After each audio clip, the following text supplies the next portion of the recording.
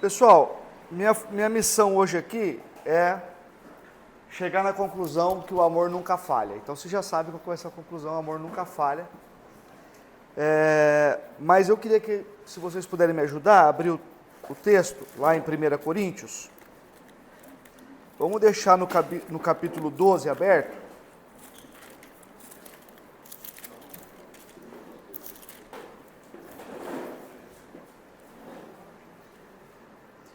O capítulo 12 antecede o assunto, porque o nosso assunto é 1 Coríntios 13.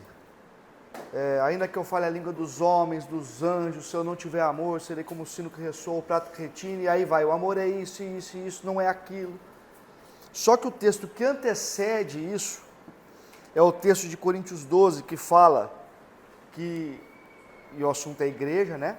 Tanto quanto 12 quanto 13, o assunto é igreja, e nós estamos aqui aplicando ao casamento, a gente viu isso na aula 1.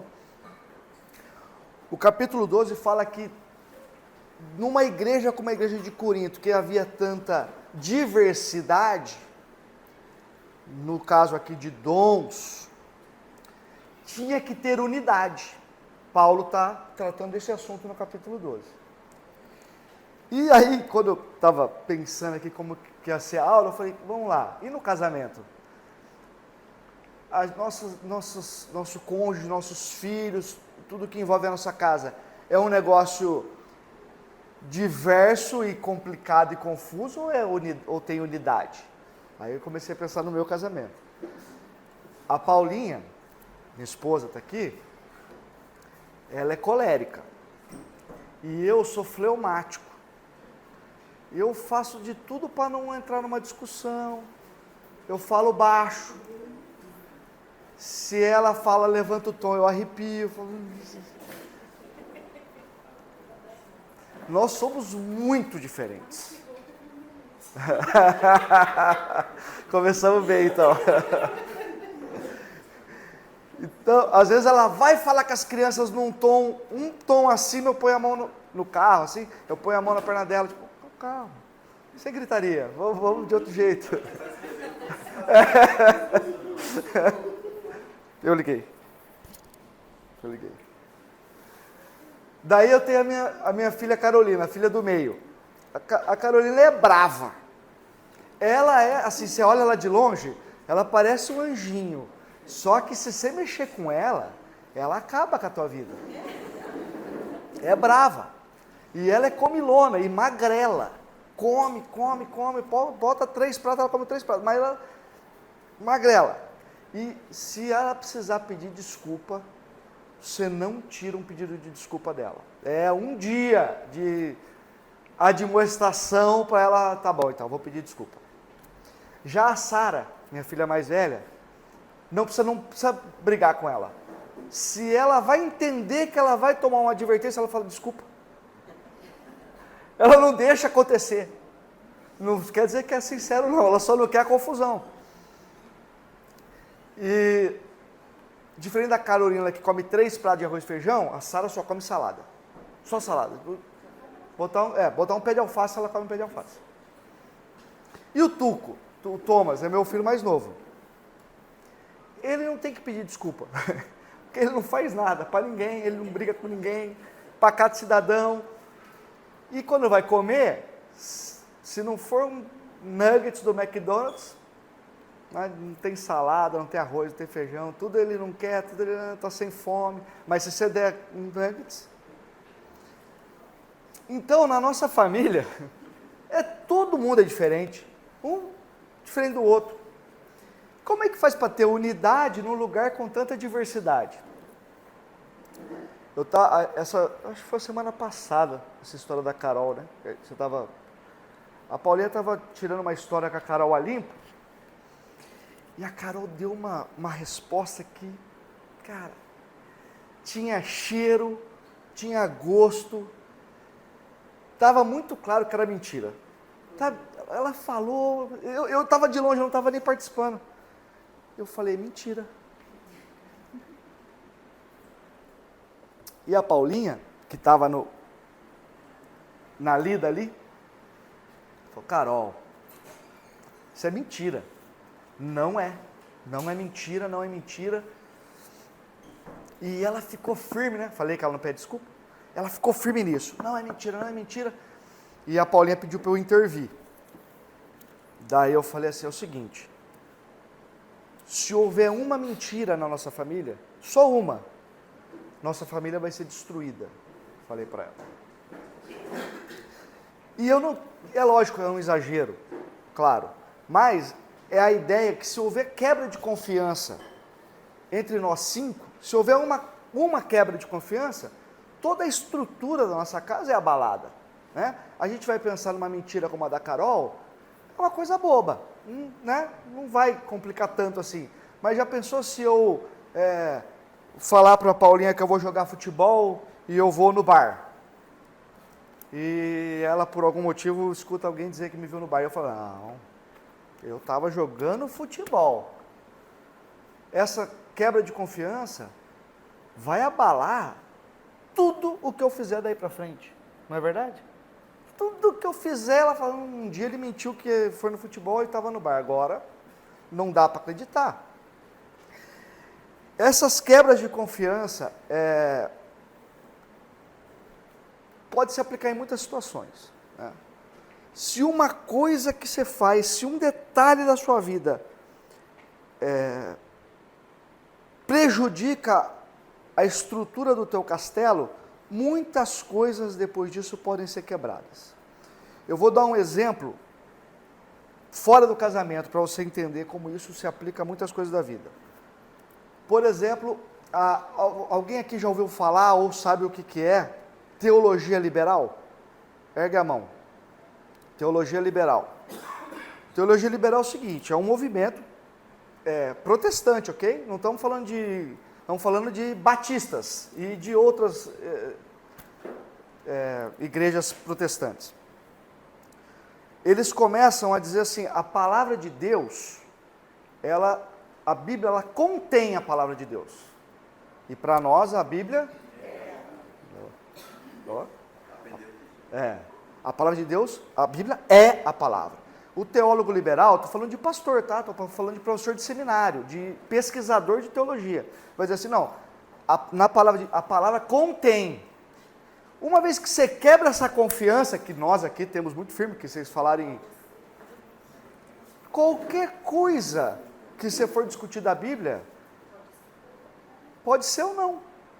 Eu, por exemplo, já teve uma interação com uma pessoa da nossa família, foi a Paulinha que teve, né? A Paulinha estava discutindo uma questão bíblica com essa pessoa, a pessoa falou assim, mas isso aí foi Paulo que falou. Aí daí, não foi Jesus. Tem que ver o que Jesus falou. Entende? Se você faz isso, começa a pensar na tua cabeça, quebra tudo. Porque a hora que você chegar no que Jesus falou, você vai, será que Jesus falou? Porque foi quem escreveu?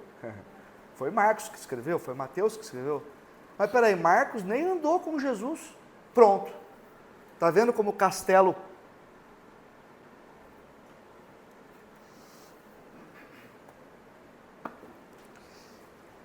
Mas, como que num lugar tão confuso como pode ser uma casa, a gente consegue ter unidade? Vamos ficar aí no capítulo 12, mas esse texto do capítulo 12 diz que se cada um cumprir a tua função dentro desse organismo casamento, a coisa vai bem. Quem pode ler para mim o verso do capítulo 12, o verso 26 e 27? Se um membro sofre, todos os outros sofrem com ele. Se um membro é honrado, todos os outros se alegram com ele. Ora, vocês são o corpo de Cristo e cada um de vocês é membro desse corpo. Eu pedi para você ler o 26 e 27, eu errei. Na verdade eu errei, é que o comecinho dele me resolve aqui, que tem o contexto todo que vocês devem conhecer. Mas a ideia é o seguinte, quando um membro sofre, todos os outros sofrem com ele. Ok? E a ideia aqui é que se no seu casamento tiver problema, tiver sofrimento, alguém tiver andando fora da curva, esse corpo, esse seu casamento fica disfuncional. Essa é a ideia, porque estava sendo aplicada à igreja, vocês lembram, né? Alguém sofrendo na igreja, a igreja vai ficar com problema, com dificuldade, vai ficar disfuncional. E no casamento a mesma coisa. Se alguém estiver andando fora da linha, trazendo complicação, você vai ter problemas no casamento todo. Né? Agora, qual que é a solução para isso? O texto está na tela. Quem pode ler? Pois em um só corpo todos nós fomos batizados em um único Espírito, quer judeus, quer gregos, quer escravos, quer livres. E a todos nos foi dado beber de um único Espírito. Isso aí. Gente, a todos nós foi dado de beber de um único Espírito. Qual que é a solução para um casamento disfuncional? Você está debaixo do enchimento do Espírito. Você está subjugado ao Espírito. Se você estiver nutrindo o Espírito, lendo as Escrituras, tendo o seu tempo com Deus, gastando o seu tempo na comunhão com os irmãos, você resolve o problema da disfuncionalidade do seu casamento. Porque você vai estar cheio do Espírito. E o que você não pode esquecer é que o amor, nesse contexto de 12, 13, é o que liga, é o que torna o corpo funcional, é você amar. O que Paulo está dizendo é isso. Pare de ficar se complicando com essas questões que vocês têm de falar em línguas e tal, e isso trazer, em vez de trazer benefício para a igreja, traz briga na igreja. Paulo está dizendo, ame. Lembra o versículo 1 do capítulo 13, né? Só começa. Ainda que eu fale a língua dos homens e dos anjos. Ou seja, ainda que eu tenha dons maravilhosos, se eu não tiver amor, é barulho.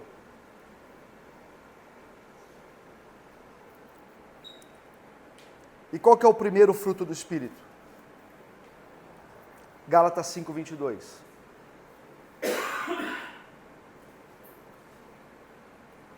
Fruto do Espírito é amor.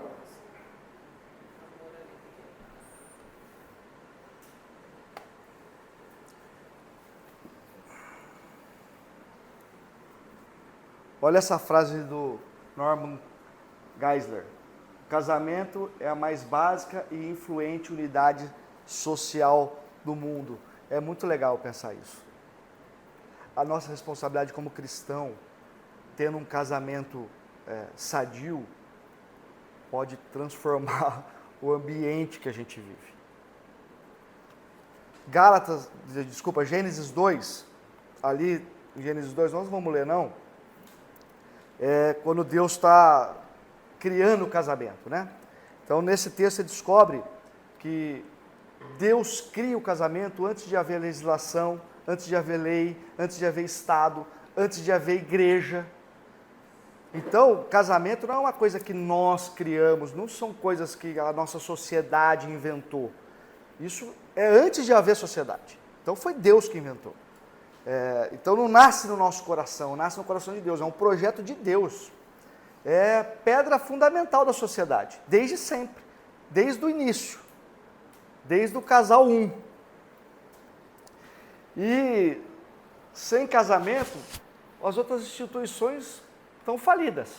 A igreja é uma delas. A igreja é o reflexo das famílias que a compõem. Né? E o que um casamento, num relacionamento profundo, ele demanda, antes de tudo, abandono de outros relacionamentos.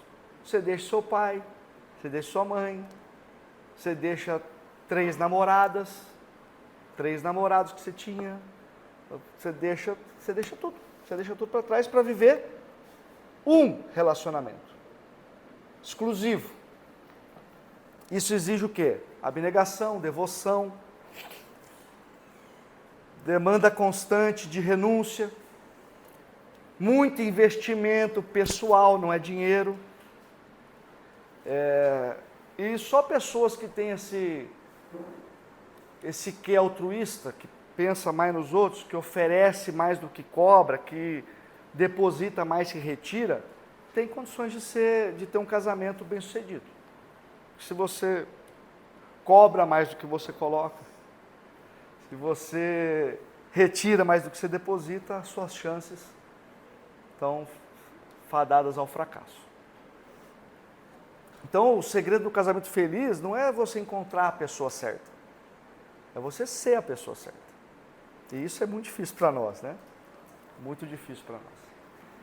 O casamento pode ser a antessala do céu, ou pode ser o porão da onde? Do inferno. Pode ser um lugar de liberdade, ou pode ser uma prisão. E eu mesmo conheço vários casamentos que estão mais para inferno e para prisão do que liberdade e céu. E pode ser um lugar seguro, e isso para mim é um ponto assim, pessoalmente para mim, eu acho importante. Eu fico triste quando eu vejo um casamento que não é um lugar seguro. Porque você imagina a vulnerabilidade do outro, sabe? Tá numa casa em que a pessoa não tem segurança dentro do lugar mais particular da vida dela, né? É uma arena, um palco de confusões.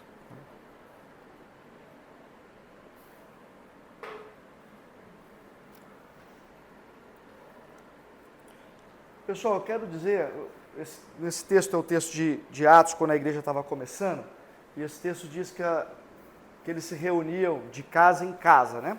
Então, é a ideia de que a igreja é uma coisa que é da família mesmo, se reuniam nas casas das famílias, né?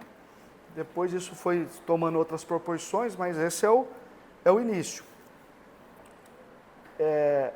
E o que eu quero afirmar para vocês aqui, nós vamos usar 2 exemplos, é que uma família que cresce em Cristo, cheia do Espírito, como eu falei no começo, tem a capacidade de transformar a sociedade que ela vive. Essa é a ideia. E uma família quebrada é um peso para a sociedade que ela vive. Então, o primeiro grande exemplo para nós aqui é matador, é a história dessa igreja. Quem sabe como começou essa igreja? Vai lá, Eduardo. Vini e Jorge Ando, que eram um casal de 2 casais que estavam em São Paulo, então de mudança para cá. Eles começaram isso quase que como uma coinonia. O Fernando veio para dirigir e iniciar esse trabalho num evento, olhando essa pegada que você está falando, em casa deles, né? Gerando desenvolvimento, envolvendo outras pessoas para o ensino bíblico. O Fernando só chegou aqui 3 anos depois. Então, essa igreja começou na casa de famílias e não tinha nem pastor. Os caras se reuniram na sala, começaram uma reunião. Quantas pessoas escutam a palavra de Deus num domingo aqui? Alguém sabe esse número? Hã? Se for contar pela internet, vai para os milhares, até 10 milhares.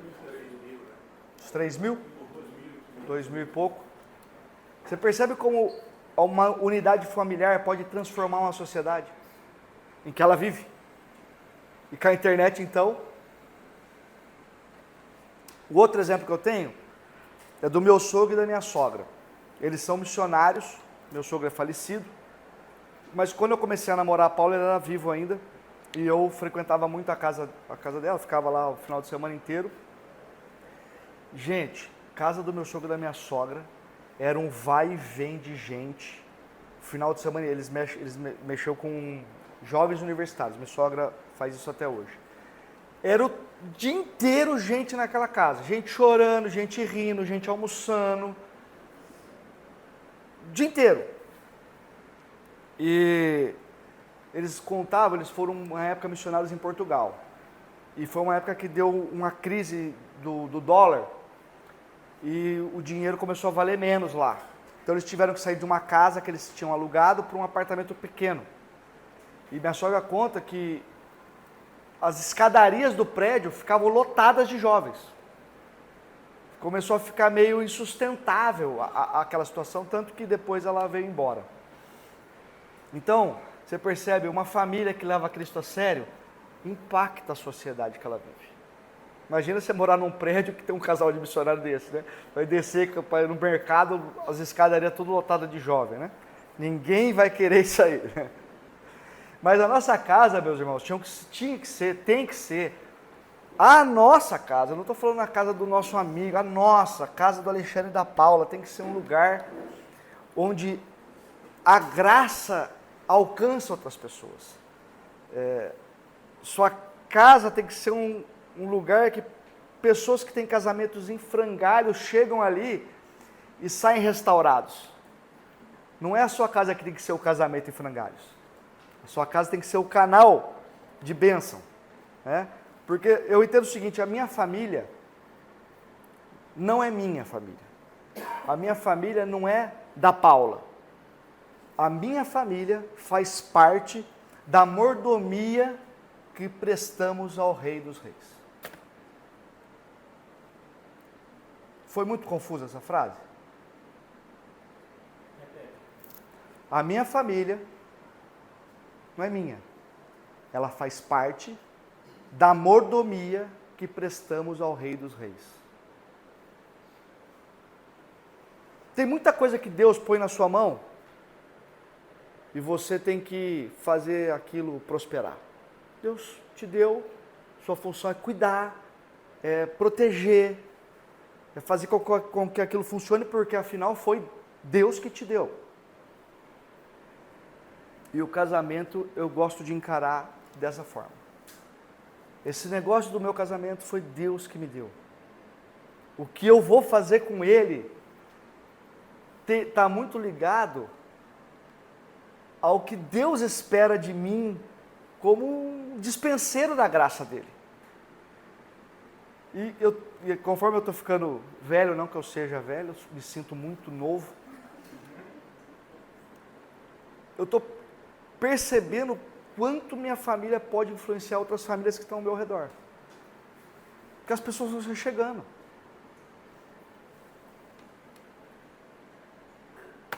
Beleza. Vou contar uma história aqui que não é sobre pontes.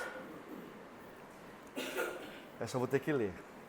Condado de Yale, no Arkansas, é um lugar que tem 25 mil pessoas, mais ou menos. A maioria cria galinha, porco e gado.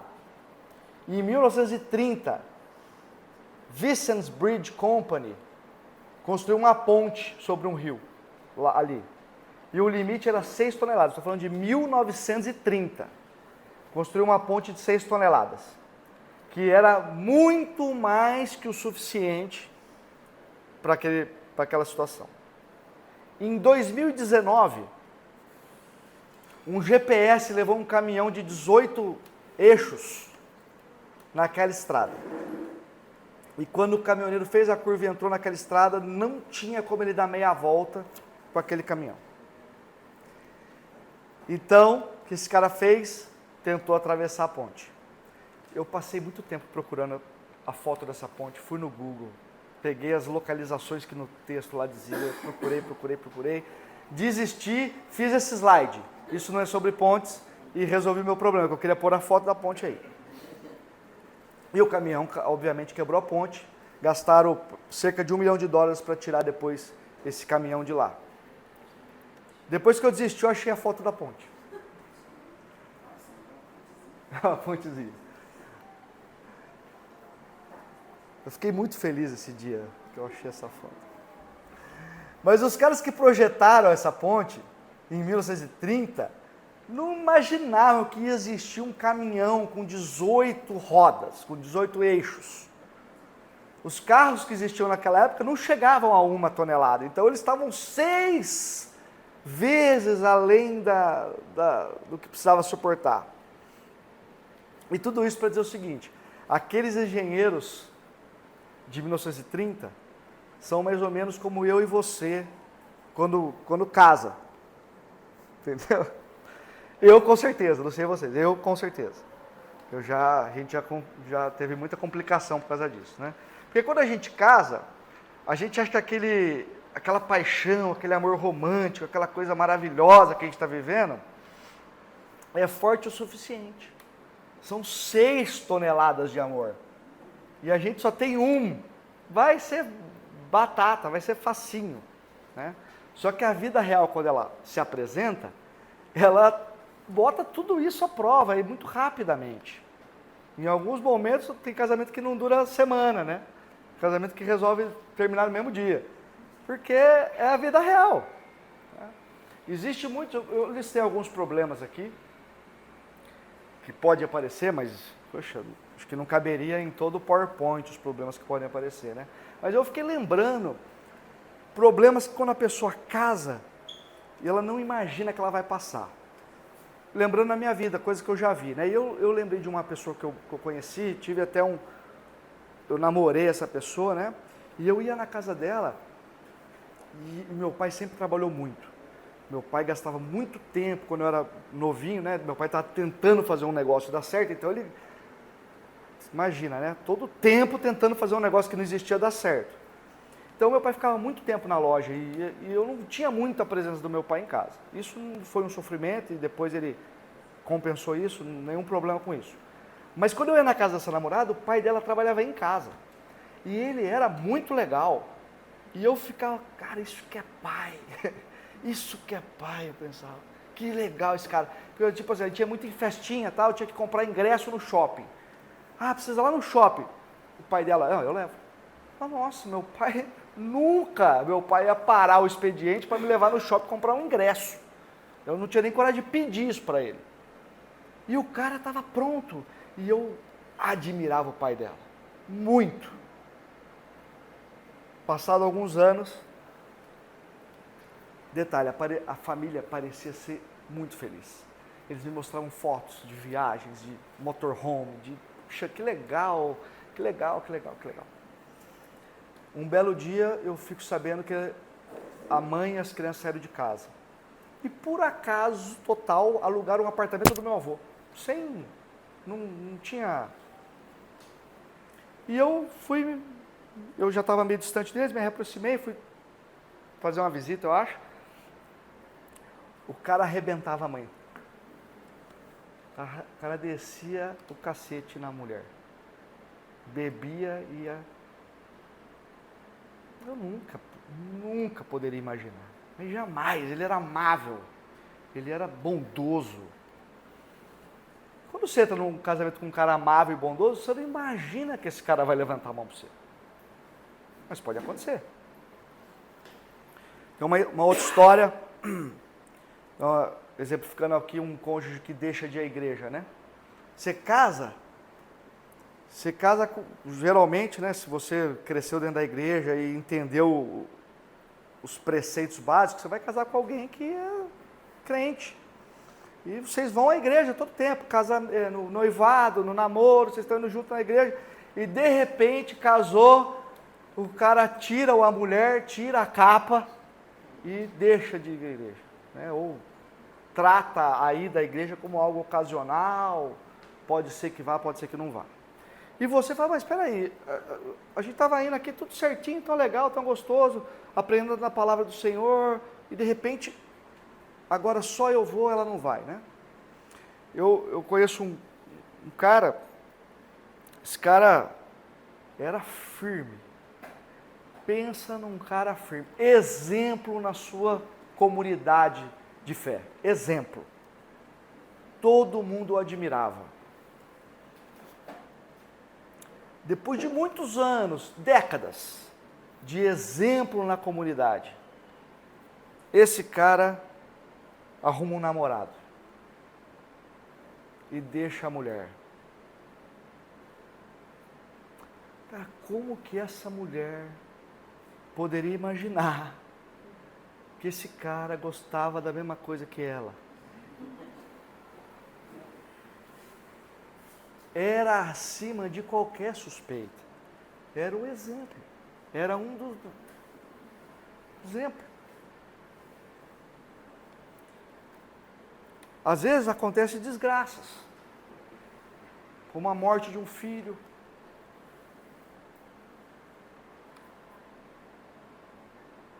E sua fé abalada. Ou seja, a sua ponte, que você achava que era suficiente 6 toneladas, às vezes enfrenta coisas de 18 rodas. E você sucumbe às realidades. E não sabe o que fazer.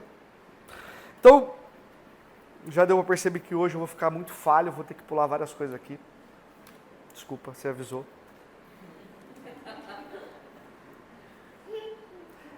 Mas a vida real vai apresentar essas situações, e o que eu quero hoje, que se a gente sair daqui com isso, já está bom. Eu quero que você hoje vista uma mochila como essa aqui, ó. E eu vou colocar nessa mochila hoje um pouquinho das Escrituras. E meu objetivo aqui é que você entenda que você tem que continuar enchendo essa mochila com as Escrituras. Porque vão vir situações que vão te desestabilizar. Se você tiver com a mochila cheia de conhecimento da palavra e do Deus da palavra, você vai ter condições de enfrentar essas dificuldades que vão aparecer. Vou tirar mais um exemplo aqui, mãe. É o exemplo de um amigo crente que não tinha bagagem, desculpa. E aí quando veio a dificuldade, acabou o casamento. Facinho, rapidinho. Porque ele não sabia nada. Eu ia falar de Bíblia com ele, ele não sabia nada. Estava na igreja, mas não sabia nada. Então, quando veio, não tinha de onde ele tirar força para enfrentar aquilo. Vamos para Coríntios 13, nosso objetivo. Nós vamos estar entre o versículo 7 e 8. E o texto diz o seguinte, eu vou começar, o amor é paciente, estou no 4, o amor é bondoso, aí começa uma sequência de não. Não inveja, não vangloria, não orgulha, não maltrata, não procura interesse, não se ira, não guarda rancor, não se alegra com a injustiça. E aí vem uma sequência positiva, que é o nosso negócio. Então estava uma sequência negativa e veio uma sequência positiva. Tudo sofre, tudo crê, tudo espera, tudo suporta, nunca perece.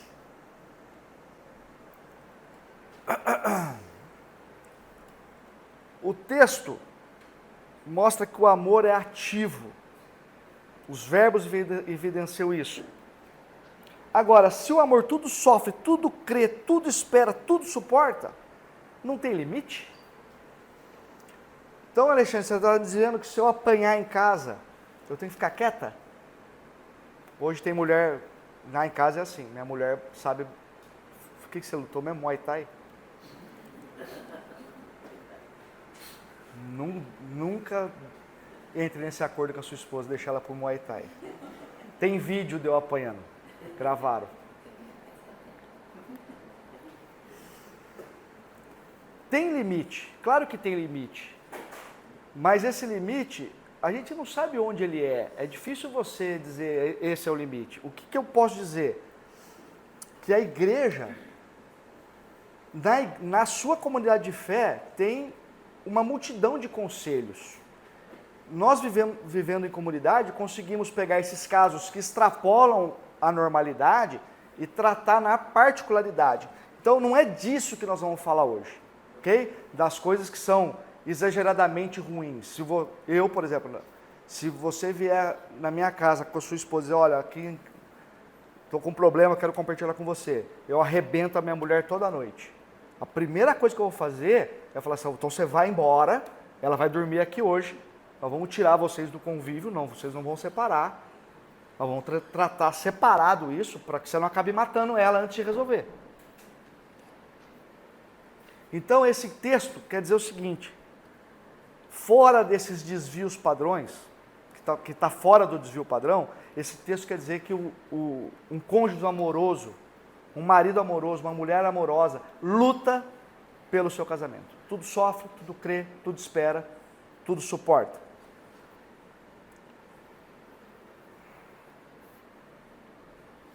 Era esse texto. Vamos pular isso. Ok. Tudo sofre. Tudo sofre. Vamos lá então.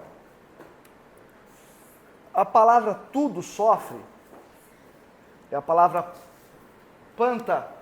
Panta. Ela pode ser melhor traduzida por sempre. Então o amor sempre aguenta, sempre tolera, sempre acredita, sempre espera, sempre resiste. E vamos piorando aqui, né?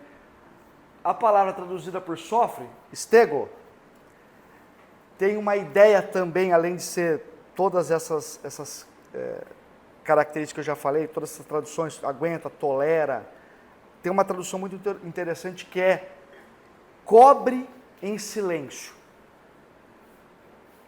Então a ideia de cobrir as coisas com a capa do amor, essa é a ideia.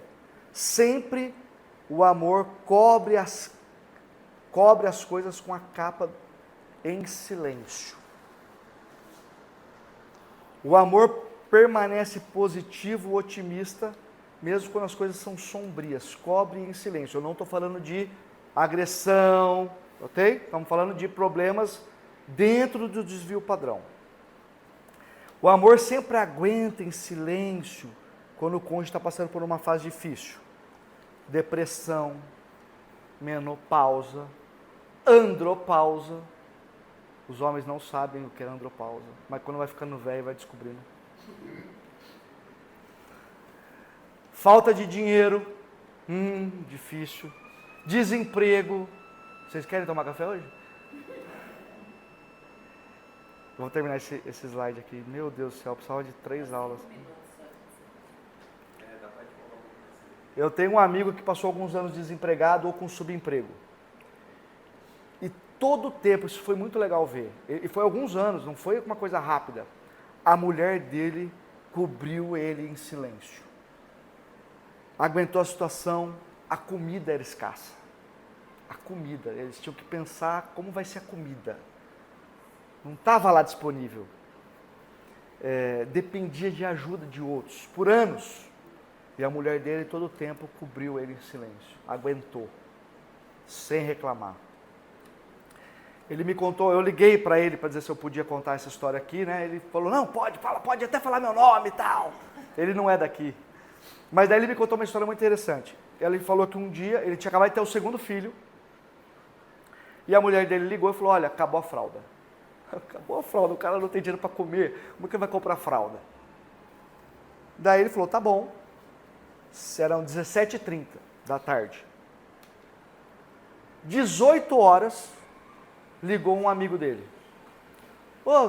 Tô ligando para te falar que aqui no Sans Club tá com promoção de fralda. Isso aí era o que menos importava para ele. Porque ele não tinha o dinheiro para comprar a fralda em promoção. Falou, legal, obrigado por avisar, mas é que eu não tenho como comprar. Ele falou, não, vem aqui em casa. Eu comprei fralda.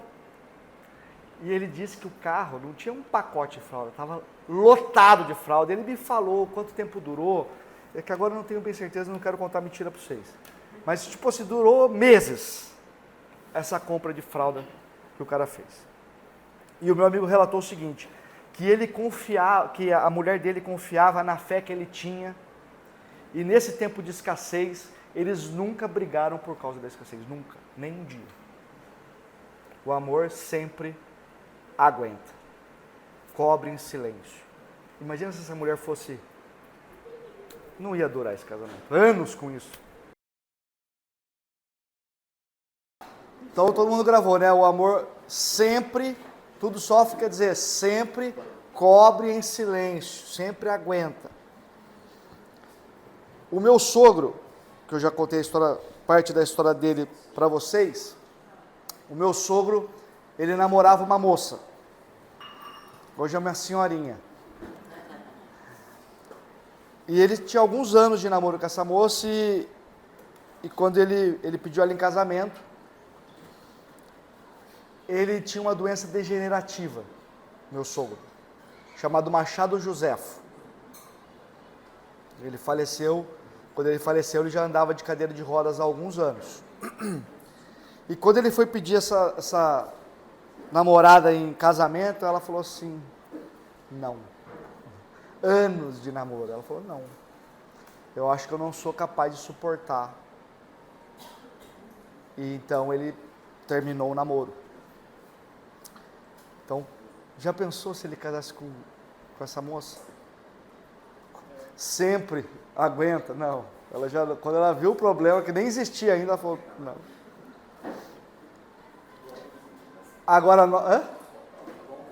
que bom que ela avisou antes. É. Mas nós temos, eu não vou entrar nesse detalhe, mas a gente pode ter um câncer, né? Você não sabe. Pode ter qualquer outro problema, você pode, sei lá, você pode ter muita coisa que... Bom, ok. Mas nós temos uma doença, todos nós temos uma doença. Nós queremos que os outros levem os nossos fardos. Que o nosso cônjuge pense antes em nós do que nele, ou não. Só eu sou assim. Eu sempre aqui vou me confessar para vocês, eu sempre pego no pé da Paula, porque o que ela fez, sei lá, para janta, e isso pode ser qualquer coisa do meu casamento, então eu sempre faço isso, não é aquilo que eu queria comer. E como se o que eu quero seja a coisa mais importante, não o que ela pensou que seria bom.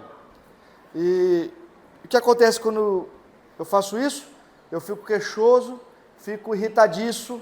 E eu paro de fazer janta. Ela para de fazer. A ideia é o oposto. Quem luta pelo seu casamento não pode ser ensimesmado. Senão, se você é ensimesmado, você jamais vai cobrir a tua esposa em silêncio. Você jamais vai aguentar os fardos dela, porque o que é importante no seu casamento? Você. Se você é o importante no seu casamento, você está fora desse padrão aqui. Você não vai amar sempre aguentando os problemas do seu casamento, porque você é o mais importante.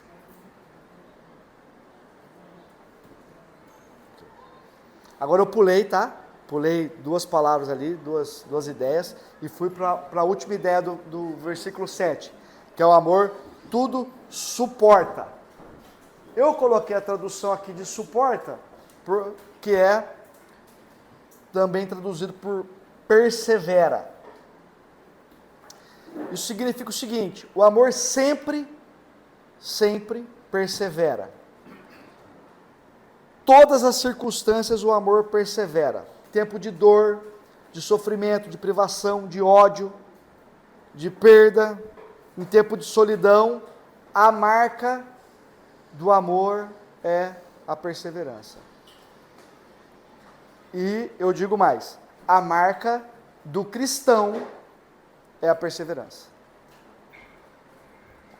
O cristão tem que ser reconhecido, basicamente, pelo seu amor.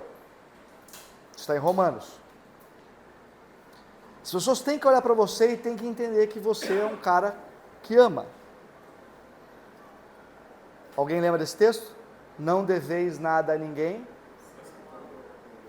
a não ser o amor. Assim sabereis que são meus discípulos, se amarem uns aos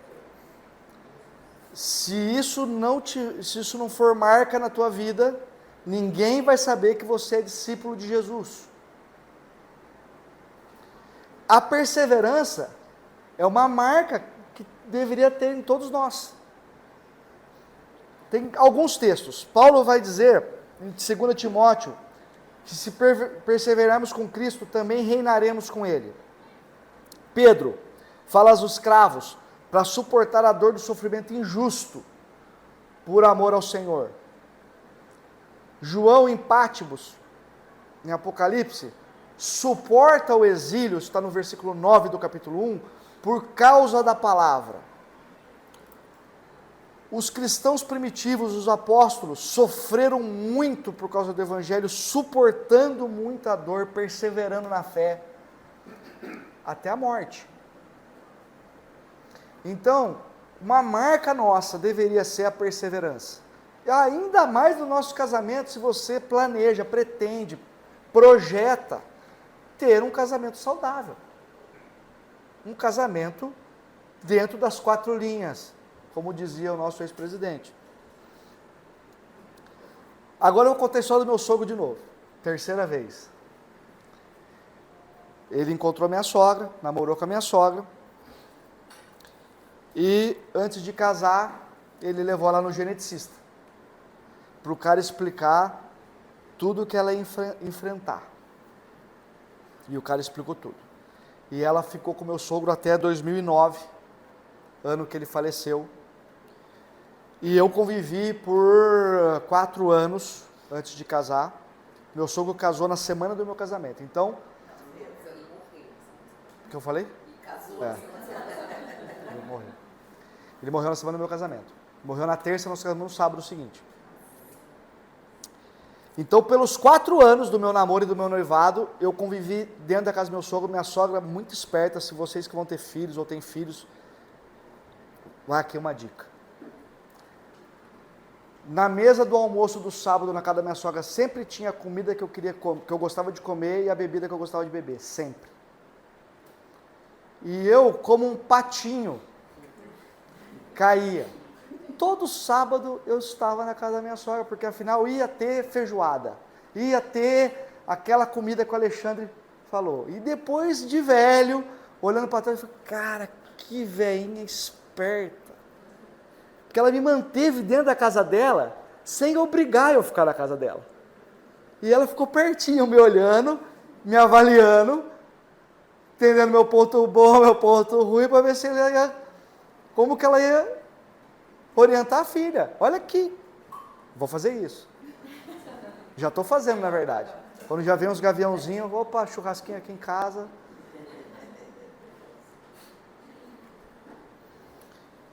E quando eu fui pedir minha Paulinha em casamento, eu fui lá numa quarta-feira, falei minhas pretensões, tal. Minha sogra, bem sincerona, não precisava. Ela falou assim, Alexandre, no começo a gente não gostava de você, ó, mas te conhecendo melhor pode casar. Fiquei muito chateado com isso aí. Mas faz todo sentido. Ah, não gosto desse cara, mas vem aqui do meu lado, que eu vou te conhecer melhor. Bom, eu fiquei 4 anos na casa dela, namorando. Eu nunca vi ela murmurando, nunca vi ela reclamando. Eu sempre vi ela se relacionando com bom humor com meu sogro, com carinho com meu sogro, com preocupação de fazer o melhor pelo meu sogro. E pelo que me consta dos parentes dele que morreram disso, que são alguns, que a doença é da família, todos vão morrer. Mas o meu sogro morreu muito bem. As pessoas podem morrer de uma forma muito mais trágica com essa doença, que envolve respiração e tal. Meu sogro sempre fez as melhores fisioterapias possíveis e etc. Sempre perseverante. Foi anos disso. Não foi 2 dias. Não foi 3 anos. Foi 20 anos. Sempre com muito amor. Eu estava lá dentro. Eu era testemunha ocular dessas coisas. Ah, eu coloquei os textos que eu citei aqui. Ok. Esse não precisa também. Mas vamos, mesmo que não precise, vamos fazer. Eu queria saber... Eu fiz essa divisão, tá? Eu peguei a primeira palavra e peguei a última e deixei as do meio, porque Paulo usa uma forma hebraica de escrever, que é o quiasma, ele junta as 2 palavras da ponta e depois junta as de dentro, fazendo essas ideias se encaixarem. Então a gente pode fazer isso para poder entender o texto melhor. Mas eu queria saber de vocês, se alguém vai ter coragem ou quer contar uma história de um outro relacionamento, ou quer mentir para mim, não tem problema, aqui está liberado, é do meu casamento, mas vou contar que é de outro. Se você tem alguma história para contar de coisa difícil que você passou, ou de alguma história que pode acrescentar para nós. Alguém tem? Eu tenho.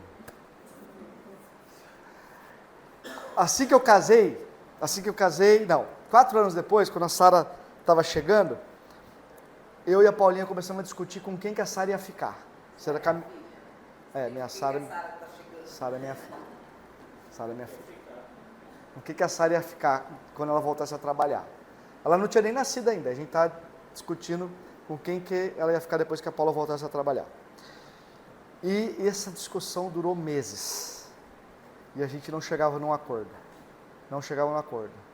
E daí começou a ficar meio complicado, porque quando a gente ia tocar nesse assunto, já dava faísca. E um dia a gente estava na casa da minha mãe, almoçando, e a gente ia decidir então que ia dividir entre as avós. Falei, legal, são 5 dias. Estou falando com a avó.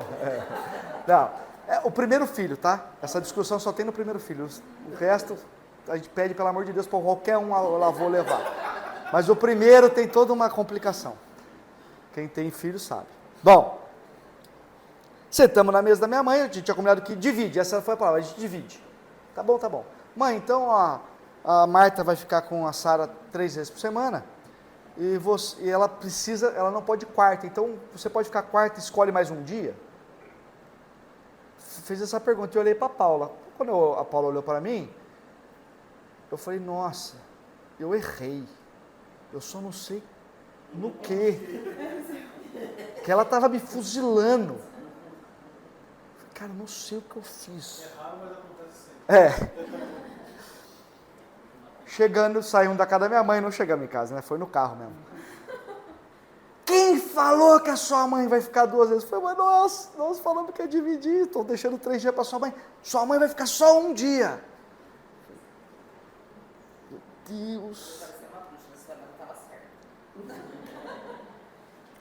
Aí, procurei minha sogra e falei, Marta, você tem que me ajudar, não estou conseguindo resolver esse problema.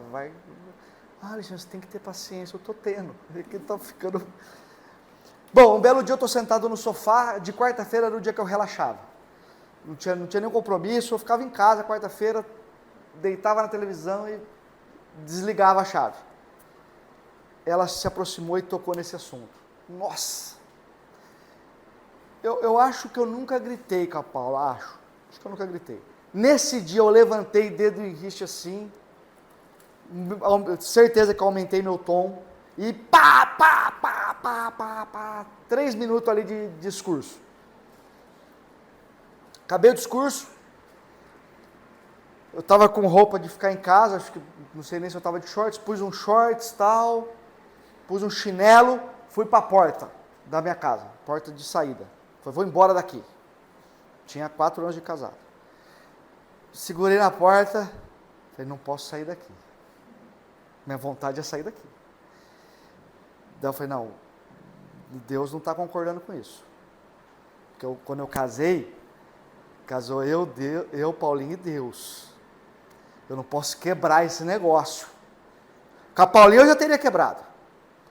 Mas como Deus estava na jogada, me complicou ali. Segundos, tá? Eu estou contando para vocês em minutos aqui, foi um negócio de segundos. Falei, Deus não vai aprovar esse negócio. Eu quero sair, quero ficar, quero sair, não quero ficar.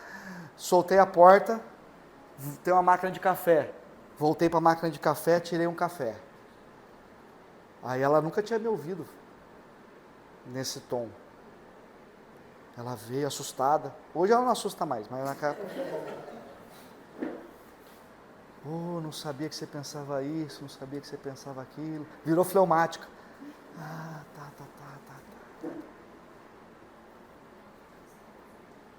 Situação difícil.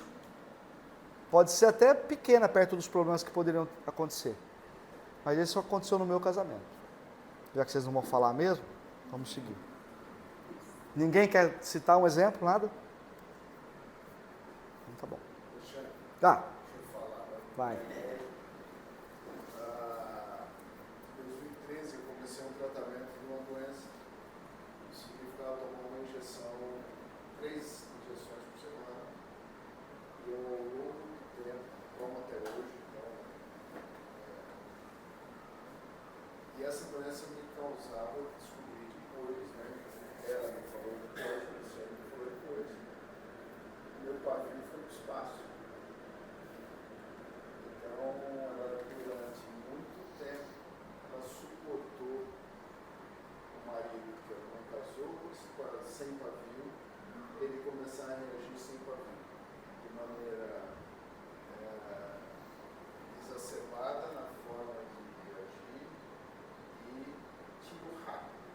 Tiro rápido e assim, tiro canhão, não tiro de 12, de 22.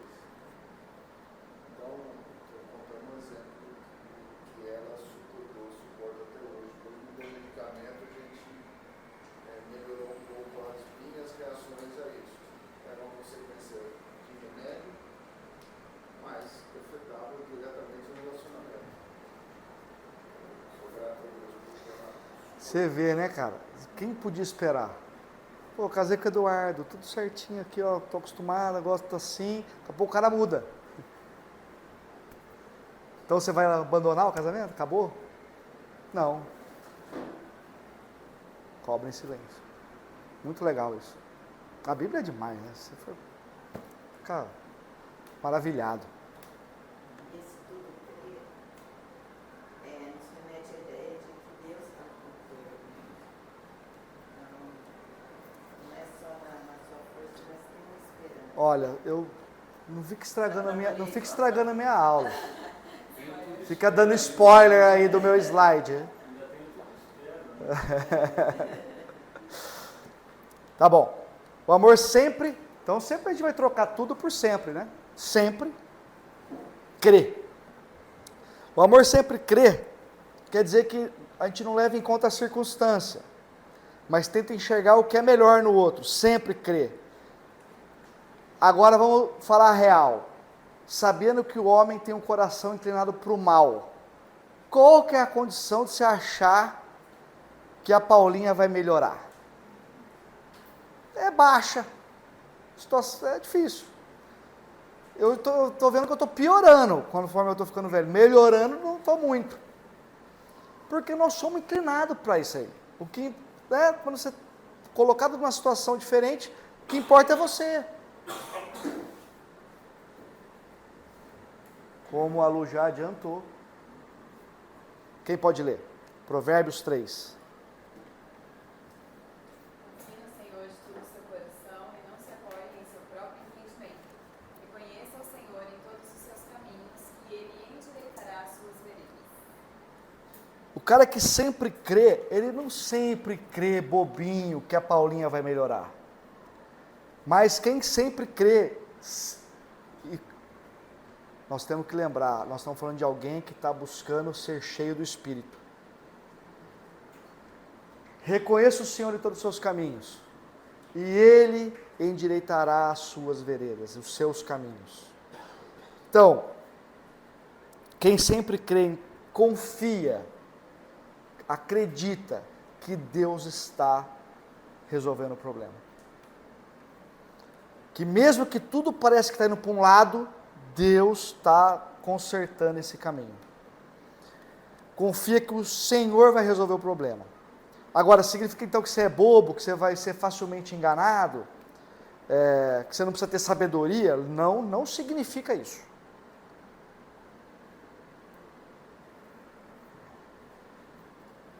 No frigir dos ovos, aquele que sempre crê que Deus vai fazer maravilha com o outro. Do jeito que a graça te alcançou, vai alcançar o outro. Ok? Não é um elogio à ingenuidade, é uma confiança no Senhor. Quem pode ler Mateus 10,16? Eis que vos envio como ovelhas ao meio de lobos. Portanto, sede prudentes como as serpentes e inofensivos como as pombas. Gente, tudo isso com prudência. Você sempre crê, você está atento, mas você é prudente.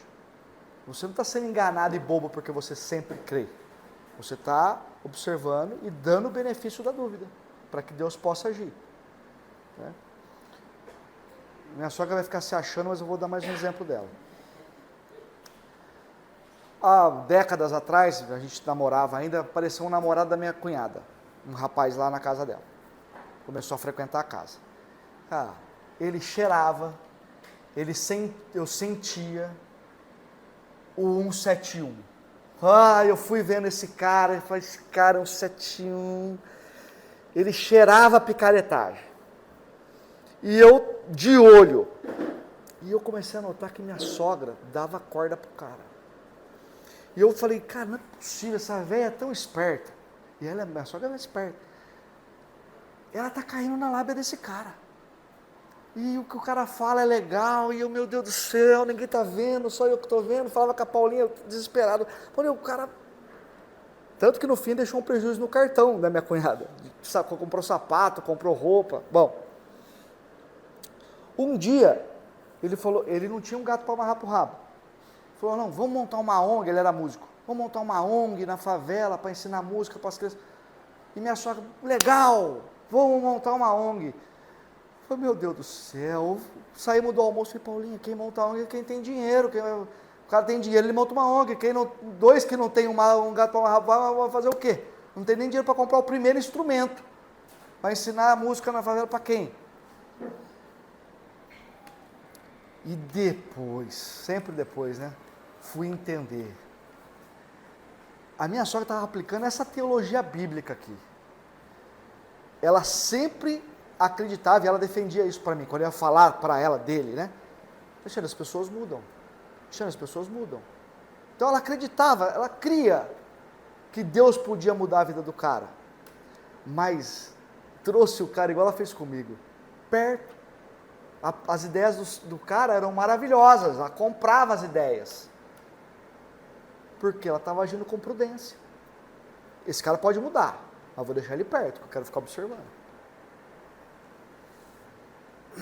Esse cara virou pastor. Eu não sei dele, mas eu sei que ele virou líder de jovem em outro lugar, longe daqui, em outra cidade e tal. Eu não sei se ele deixou de ser picareta ou não. Mas, vamos lá. Tudo crê, tudo espera.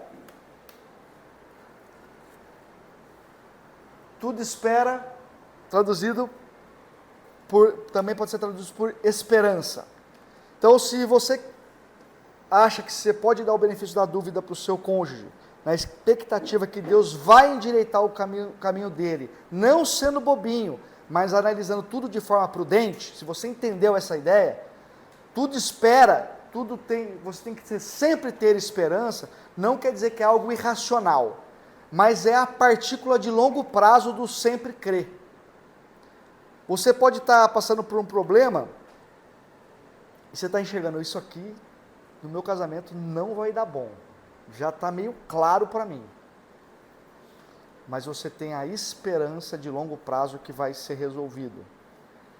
Então, antes que a Lu dê spoiler, vamos ler esse texto. Quem pode ler? Desde os tempos antigos, ninguém ouviu, nenhum ouvido percebeu, e o olho não viu outro Deus, além de ti, que trabalha para aqueles que nele esperam. Até me arrepiou agora. Você imagina um Deus que está trabalhando de verdade, se você estiver esperando nele. Isso não é acalantador? Não é confortável isso? Confortável? Cara, eu só preciso esperar. Eu não preciso nem trabalhar. Deus está cuidando. Vou contar a história aqui, e eu vou ter que ler, porque o texto é gigantesco. Eu chorei todas as vezes que eu li. Então, pega o seu paninho aí de enxugar olho. Não é sobre casamento, mas é sobre a fé. Esse crer, esse esperar que Jesus ensina. Que é a fé e a humildade de uma criança dependente. Mateus 18:3, não vamos ler o texto. Lá você vai descobrir como uma criança tem uma fé humilde e dependente, como deveria ser a tua fé. Essa é a história da doutora Ellen Roosevelt, não sei falar o sobrenome dela. É uma inglesa médica que serviu como missionária no Congo. Vamos lá. Certa noite, na República Centro-Africana, eu trabalhara duro para ajudar uma mãe na sala de parto. Mas apesar de tudo, ela morreu, deixando-nos um bebezinho prematuro e uma menininha de 2 anos aos prantos. Ia ser difícil manter o bebê vivo, pois não havia incubadora nem eletricidade para ligar uma, nem uma maneira de dar ao bebê uma alimentação especial. Apesar de vivermos na linha do Equador, as noites frequentemente eram frias e as correntes de ar traiçoeiras. Tínhamos uma bolsa de água quente, mas quando ela foi utilizada, ela se rompeu. Então pedi que colocasse o bebê o mais perto do fogo possível, com segurança, e que uma enfermeira dormisse entre ele e a porta para protegê-lo das correntes de ar e para mantê-lo quentinho. No dia seguinte, na hora do almoço, fui orar com muitos órfãos que gostavam de se reunir comigo. Dei aos menores várias sugestões de coisas pelas quais orarem e lhes contei sobre o bebezinho recém-nascido. Expliquei-lhes o problema que estava tendo para mantê-lo bem aquecido. Disse que ele podia morrer facilmente se pegasse um resfriado e mencionei também a bolsa de água quente e a irmãzinha de 2 anos que não parava de chorar porque perdera a mãe. Durante a oração, Ruth, de 10 anos, orou de uma maneira clara e objetiva, como costumam orar as nossas crianças africanas. Deus, por favor, nos mande uma bolsa d'água. Amanhã não adianta, então por favor mande hoje. E eu ainda estava me recuperando do espanto de ver tanta audácia numa oração, quando ela acrescentou só para arrematar o pedido. E já que vai mandar uma bolsa d'água, não daria para aproveitar e mandar também uma boneca para a menininha, para ela ver que você realmente a ama? Aquela mais velha, né? Como acontece muitas vezes quando as crianças oram, eu me vi entre a espada e a parede, para nós ser entre a cruz e a espada, né? Será que ia conseguir dizer com fé amém a esse pedido? A missionária. Eu simplesmente não acreditava que Deus fosse capaz de fazer isso. Claro, sei que Ele pode fazer qualquer coisa, porque é o que diz a Bíblia. Mas existem limites, não existem? A única maneira de Ele atender a esse pedido seria através de uma encomenda vindo do meu país. Na ocasião, eu já estava na África há quase 4 anos e nunca recebera uma encomenda. Seja como for, mesmo se alguém enviasse algo que haveria de enviar, mesmo se alguém enviasse algo, quem haveria de enviar uma bolsa de água quente, já que eu morava em um lugar muito quente? No meio da tarde, enquanto eu dava aula na escola de enfermagem, recebi recado de que havia um carro à porta da minha casa. Quando cheguei lá, o carro tinha ido embora, mas vi na varanda uma caixa grandona, de 10 quilos. Meus olhos começaram a se encher de lágrimas. Não ia conseguir abrir a caixa sozinha. Então, mandei chamar as crianças do orfanato. Juntas, nós tiramos o barbante e desfizemos a cada nó com o maior cuidado. Dobramos o papel com esmero para não rasgá-lo. E a emoção só aumentava. Uns 30 ou 40 olhares estavam fixos na caixa de papelão. Logo de cima, fui tirando calções coloridos de nylon. Os olhinhos brilhavam enquanto eu os distribuía. Depois vieram as faixas para os leprosos, e as crianças começaram a fazer uma cara de cansaço. Depois uma caixa de uva passas com sementes e sem sementes, suficiente para uma boa fornada de pães doces no fim da semana. Enfiei a mão na caixa novamente, tateando. Será mesmo? Agarrei e tirei, certamente. É uma bolsa d'água de borracha novinha em folha. Gritei. Não tinha pedido a Deus que a enviasse, nem acreditado que Ele poderia mesmo fazê-lo. Ruth estava bem na frente e se aproximou exclamando: se Deus mandou a bolsa d'água, deve ter mandado a boneca também. Remexendo no fundo da caixa, ela tirou uma boneca pequenininha, com uma roupa linda. Seus olhos brilhavam. Ela não duvidara nem por um momento. Olhando para mim, perguntou: mamãe, posso ir com a senhora dar a boneca para a menininha, para ela saber que Jesus a ama de verdade? Aquela caixa passou 5 meses a caminho e foi enviada pela minha antiga classe de escola dominical, cuja professora ouviu e obedeceu quando Deus lhe disse para enviar uma bolsa de água quente. Mesmo para um país tão quente como aquele, 5 meses antes, uma das menininhas colocaram uma boneca para uma criança africana. atendendo a oração de fé feita por uma outra menina de 10 anos que pedira a Deus para mandá-la hoje mesmo.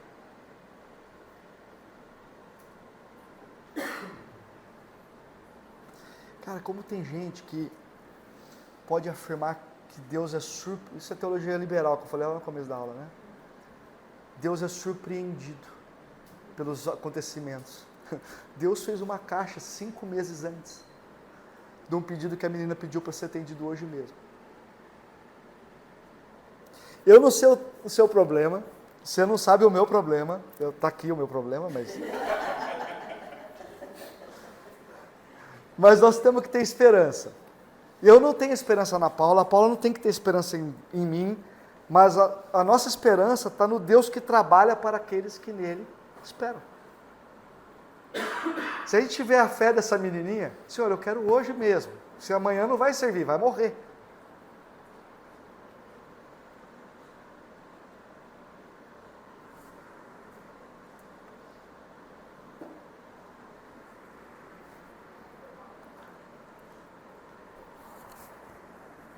Bom, para você enxugar a lágrima agora, vamos para um negócio mais técnico aqui.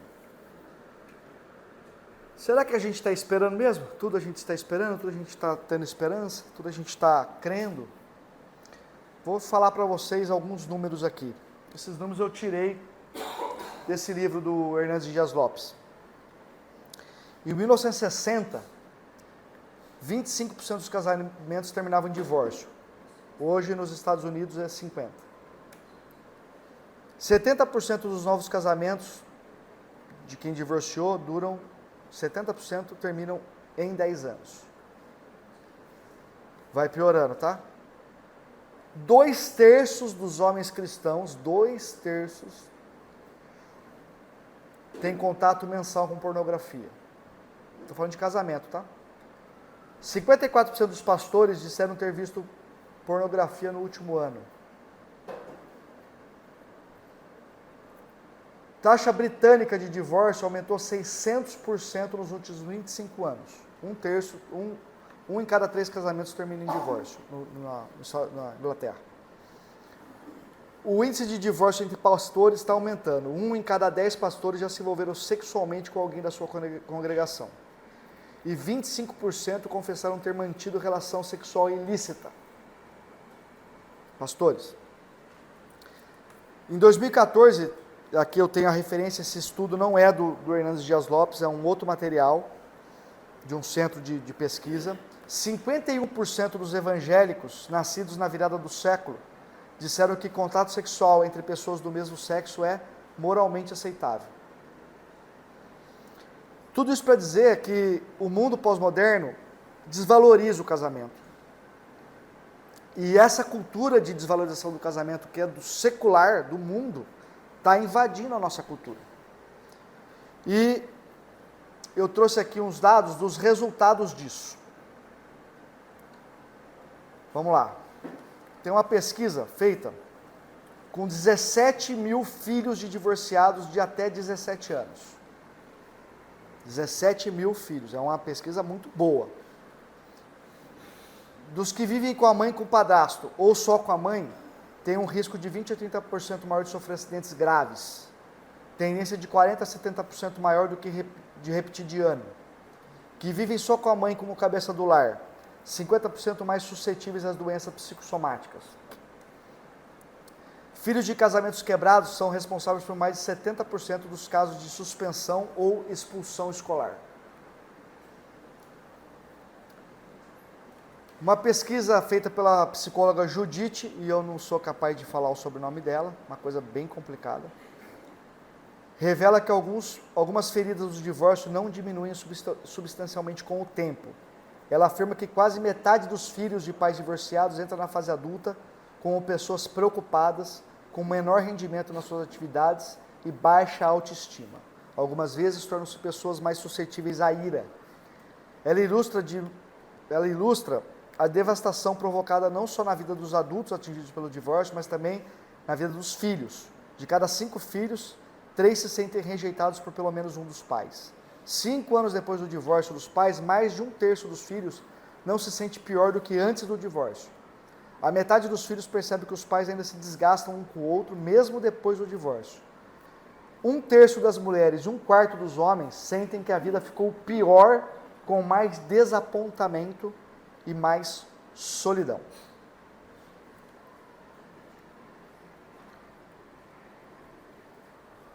Então esse é o resultado de quem não tudo sofre, de quem não tudo crê, não tudo espera, não tudo suporta. Agora vamos falar a real, a verdade entre nós aqui que estamos em família. Meus irmãos,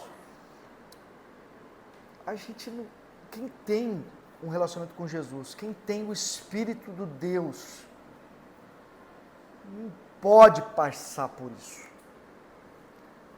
Se você recebe, se você tem o poder do Espírito habitando em você, não quer dizer que você não vai enfrentar dificuldades, porque senão esse texto não precisava ser escrito para te orientar. Então você vai passar pelas dificuldades. Mas, meus irmãos, deixa-se encher pelo Espírito. Luta pelo seu casamento, cobre o teu cônjuge em silêncio.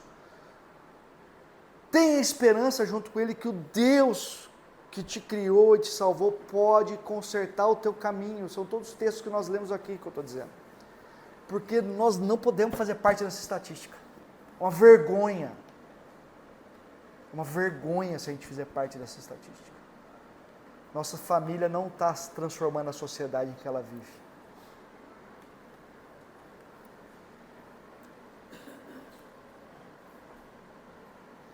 E para concluir, fiz mal esse slide, hein? Meu Deus. Vamos entrar no verso 8. O amor nunca perece, na sua versão pode estar, o amor nunca falha. Mas essa frase, ela termina, ela conclui esse texto superior e ela dá introdução no que vai vir em Coríntios 13. Se você tiver com a tua Bíblia, deixa aberto. O amor nunca falha, nunca perece. Mas as profecias desaparecerão, as línguas cessarão, o conhecimento passará. Em parte conhecemos, em parte profetizamos. Quando, porém, vier o que é perfeito, o que é imperfeito desaparecerá. Atenção. Quando eu era menino, falava como menino, pensava como menino, raciocinava como menino. Quando me tornei homem, deixei para trás as coisas de menino. Agora vemos um reflexo obscuro, mas como espelho. Então veremos face a face. Agora conhecemos em parte. Então conhecerei plenamente, da mesma forma como sou plenamente conhecido. Assim permanece agora mesmo esses três: a fé, a esperança e o amor. O maior deles, porém, é o amor. Interessante notar que Paulo conclui mostrando o caráter passageiro que tinham as coisas que os coríntios valorizavam, pelas coisas às quais eles lutavam. Porque não esquece que Paulo está dando uma dura na igreja de Corinto no capítulo 13. Eles estavam atrás de dons, de querer aparecer, de querer ser mais um importante, sem se preocupar em amar o outro, causando divisão na igreja, ok? Está todo mundo comigo nisso, né? E Paulo vai mostrar que essa vontade de ser melhor que o outro, de se preocupar consigo mesmo, tal, é imaturidade, é imperfeição, porque ele está concluindo essa ideia aqui.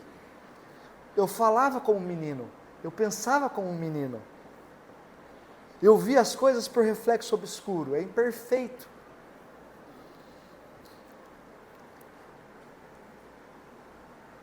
A palavra aqui traduzida por perece, falha, ela pode ser melhor traduzida por cai. E o que esse texto está dizendo então é: todas essas imperfeições, temporalidades, imaturidades, elas vão cair. Mas o amor nunca vai cair. O amor nunca vai cair.